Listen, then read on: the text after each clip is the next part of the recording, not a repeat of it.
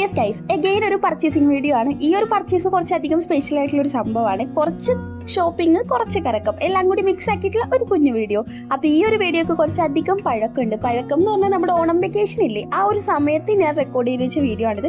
എന്നിട്ട് എന്തുകൊണ്ടാണ് ഇത്രയും ലേറ്റ് ആയെന്ന് ചോദിച്ചിട്ടുണ്ടെങ്കിൽ അതിന് രണ്ട് കാരണമുണ്ട്. ഒന്ന് എൻ്റെ മടി, രണ്ടാമത്തെ കാരണം ഞാൻ പറഞ്ഞില്ലേ ഒരു സ്പെഷ്യൽ പർച്ചേസ് ആണ്. അപ്പോൾ ആ ഒരു സ്പെഷ്യൽ ആയിട്ടുള്ള കാര്യം എങ്ങനെ ഇൻട്രൊഡ്യൂസ് ചെയ്യുക, അങ്ങനെ ഒരു കൺഫ്യൂഷൻ. അതുകൊണ്ടാണ് ഇത്രയും ലേറ്റ് ആയത്. അപ്പം നമ്മൾ വന്നിട്ടുള്ളത് പരാഗ് ഫാഷനിലേക്കാണ്, സെൻട്രൽ സ്ക്വയർ മാളിൻ്റെ അവിടെ ഉള്ളത്. ഇവിടെ കുറച്ച് നമുക്ക് കൂടുതൽ പറയേണ്ട ആവശ്യമില്ലല്ലോ.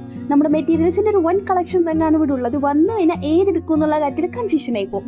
അപ്പോൾ നമ്മളിവിടെ എന്തിനാ വന്നത്, വേറെ ഒന്നുമല്ല, ചെറുതായിട്ടൊന്ന് കല്യാണം കഴിച്ചാലോ എന്ന് ആലോചിക്കുന്നുണ്ട്. അപ്പോൾ അതിൻ്റെ ഒരു കുട്ടി പർച്ചേസ്. കല്യാണത്തിനെ കുറിച്ച് പറയാനായിട്ടാണെങ്കിൽ അതിന് ഇനി ഒരു 2-3 മാസം അധികം ഉണ്ട്. അപ്പോൾ എന്തിനാണ് ഇത്രയും നേരത്തെ തുണിയൊക്കെ എടുക്കുന്നതെന്ന് ചോദിച്ചിട്ടുണ്ടെങ്കിൽ നമ്മൾ പരിപാടികളെല്ലാം നല്ല ഒതുക്കി ബഡ്ജറ്റ് ഫ്രണ്ട്ലി ആയിട്ട് ചെയ്യാമെന്നാണ് വിചാരിക്കുന്നത്.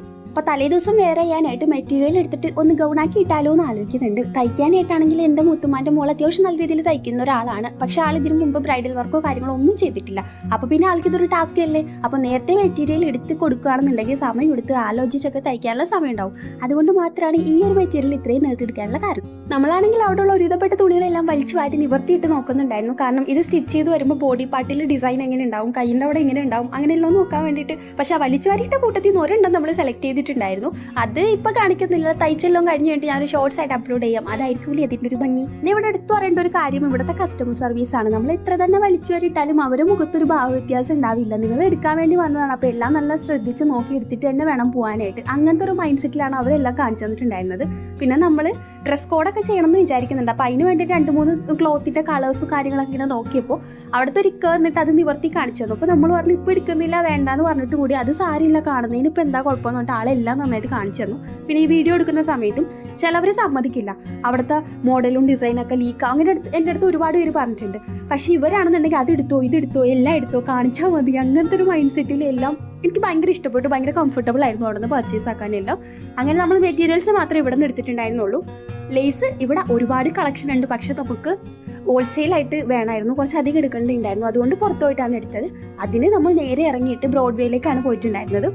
ഇവിടെ എന്ന് പറയുമ്പോൾ താത്ത ഓൾറെഡി ഞാൻ പറഞ്ഞില്ലേ നന്നായിട്ട് സ്റ്റിച്ചൊക്കെ ചെയ്യുന്ന ആളായതുകൊണ്ട് ഈ ബട്ടൺസ്, മറ്റേ ലേസ്, ബീഡ്സ് ഇതൊക്കെ എവിടെ നിന്നാണ് നല്ല അഫോർഡബിൾ ആയിട്ട് കിട്ടാന്ന് ആൾക്ക് നന്നായിട്ട് അറിയാം. ഞാൻ തുടക്കത്തിലേ പറഞ്ഞിട്ടുണ്ടായിരുന്നത് ഒരു കുട്ടി ഷോപ്പിംഗ് വീഡിയോ ആണ്. കാരണം നമ്മൾ തലേ ദിവസത്തേക്കുള്ള ഡ്രസ്സിൻ്റെ ആ ഒരു മെറ്റീരിയൽ അത് മാത്രം എടുക്കാൻ വേണ്ടിയിട്ടാണ് ഇന്ന് വന്നിട്ടുള്ളത്.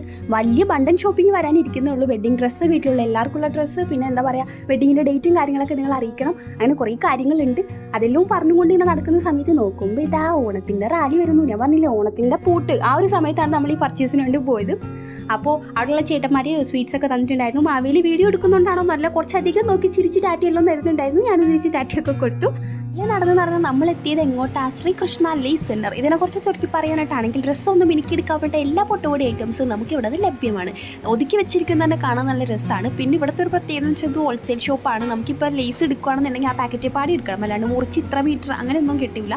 പക്ഷേ ഇവിടെ ഇല്ലാത്തതായിട്ട് ഒന്നുമില്ല. നമ്മൾ ജ്വല്ലറി മേക്കിങ്ങിന് വേണ്ട കുന്തൻ സ്റ്റോൺസ്, ഐപ്പിന് അങ്ങനെ വേണ്ട കുറച്ച് ഐറ്റംസ്, ഇത് ഒട്ടിക്കാൻ വേണ്ട ഗ്ലൂ ഗണ്ണ്, സെല്ലോ ടേപ്പ്, പിന്നെ നമ്മൾ ഡ്രസ്സിൽ വെക്കുന്ന കപ്പ്, ഷുഗർ ബീഡ്സ്, അങ്ങനെ എല്ലാം ഉണ്ട്. കുറേ സാധനങ്ങളൊന്നും വെക്കാണ്ട് അവർ അവിടെ വലിച്ചു വരി ഇട്ടിക്കുന്നത്. ഇതിൽ കൂടെ നടക്കുമ്പോൾ തന്നെ നമുക്ക് പേടിയാവുകയാണ്. കാരണം എന്തെങ്കിലും കയറി ചവിട്ടി പൊട്ടിപ്പോയിട്ടുണ്ടെങ്കിൽ അത് നമ്മുടെ തലയിലാവും. അങ്ങനത്തെ ഒരു ഇത്. അങ്ങനെ ആകെ 2 കടയിൽ കയറിയുള്ളൂന്നുണ്ടെങ്കിൽ നല്ല രീതിക്ക് അങ്ങ് ക്ഷീണിച്ചിട്ടുണ്ടായിരുന്നു. അത്യാവശ്യം സമയം സ്പെൻഡ് ചെയ്തതായിട്ടുണ്ടായിരുന്നു. അങ്ങനെ നമ്മൾ ആ ക്ഷീണം മാറ്റാൻ ഒരു ചാർജ് കുടിച്ചു. ഇതിന് മുമ്പ് ബ്രോഡ്വേയിൽ വന്നപ്പോഴും സെയിം ഇതേ കടയിൽ കയറി ഇതേ ചാർജ് തന്നെയാണ് കുടിച്ചത്. അപ്പോൾ പർച്ചേസിൻ്റെ കാര്യത്തിൽ ഏകദേശം തീരുമാനമാക്കിയിട്ട് പിന്നെയും നമ്മൾ യാത്ര തുടരുകയാണ്.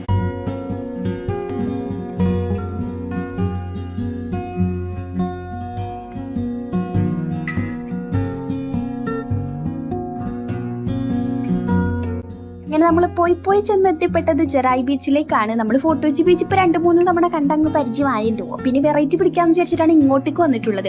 പിള്ളേർക്കാണെങ്കിൽ ബീച്ച് കണ്ട് വെള്ളത്തിനോടുള്ള പേടിയൊക്കെ അങ്ങ് പോയി. പക്ഷെ എൻ്റെ കാര്യം അങ്ങനെയല്ല, വെള്ളത്തിൽ നിന്നിട്ട് എനിക്ക് ബാലൻസ് കിട്ടുന്നുണ്ടായിരുന്നില്ല. അതിനേക്കാളും പേടിയായിരുന്നു ഉമ്മാക്ക് വെള്ളം ഇങ്ങനെ വരുന്ന കണ്ടിട്ട്. ഇന്നാണെങ്കിൽ ഒരുമാതിരി തിര നമ്മൾ അടിച്ചിടാൻ വേണ്ടി കണക്കാക്കി വരുന്ന പോലത്തെ ഒരു വരവായിരുന്നു. അതുകൊണ്ട് അവിടെ നിന്ന് പെട്ടെന്ന് കയറിയിട്ടുണ്ടായിരുന്നു. ഈ ടൈം ആയപ്പോഴത്തേക്കും വയറ്റിൽ നിന്ന് നല്ല വിശപ്പിൻ്റെ വിളി വന്നിട്ടുണ്ടായിരുന്നു. ഉച്ചക്ക് ഫുഡ് കഴിച്ച് വന്നതുകൊണ്ട് വലിയ കുഴപ്പമുണ്ടായില്ല. പക്ഷേ വൈകുന്നേരം എല്ലാം ആയപ്പോഴത്തേക്കും നല്ല അലച്ചിലുണ്ടായിരുന്നു. അപ്പം നമ്മൾ ജങ്കാറി കയറിയിട്ടുണ്ട്. ജങ്കാറി കയറിയപ്പോൾ അടുത്ത പണി നല്ല മഴയും കാറ്റും. വെള്ളം കണ്ടിട്ട് നിങ്ങൾക്ക് മനസ്സിലാവുന്നുണ്ടോയെന്ന് അറിയില്ല, അത്യാവശ്യം നല്ല ഓളവും തീരയും എല്ലാം ഉണ്ടായിരുന്നു. ആ ബോട്ടിൻ്റെ ഒരു പോക്ക് കണ്ടില്ലേ. ജങ്കാറിൻ്റെ കാര്യമാണെങ്കിൽ പിന്നെ മഴയും കാറ്റുണ്ടെങ്കിൽ പറയണ്ടല്ലോ, അങ്ങോട്ടാടി ഇങ്ങോട്ടാടി അങ്ങനെയൊക്കെ പോകുള്ളൂ. നല്ല പേടിയുണ്ടായിരുന്നു. പക്ഷേ കേറി ചെന്നിറങ്ങി ഒരു മന്തി അങ്ങ് കഴിച്ചപ്പോൾ ആ ക്ഷീണവും പേടിയും എല്ലാം അങ്ങ് പോയി, സമാധാനായി. അപ്പൊ നമ്മുടെ ഈ ഒരു കുട്ടി വീഡിയോ നിങ്ങൾക്ക് കണ്ടിട്ട് ഇഷ്ടമായിട്ടുണ്ടെന്നുണ്ടെങ്കിൽ ലൈക്ക് ചെയ്യാനോ ഷെയർ ചെയ്യാനോ സബ്സ്ക്രൈബ് ചെയ്യാനോ ഒന്നും മറക്കണ്ട. അപ്പൊ കല്യാണത്തിന്റെ കൂടുതൽ വിശേഷം നമുക്ക് പയ്യെ പറഞ്ഞറിയിച്ചു തരാം. ഇനിയിപ്പോ ഇത് കഴിച്ചിട്ട് നേരെ വീട്ടിലേക്ക് പോവാ, ബെഡിലേക്ക് അങ്ങ് കിടക്കാ, ഉറങ്ങാ, അത്രേ ഉള്ളൂ ബാക്കി വിശേഷം. അപ്പൊ ഇന്നത്തെ വീഡിയോ ഇത്രേ ഉള്ളൂ. ടാറ്റാ.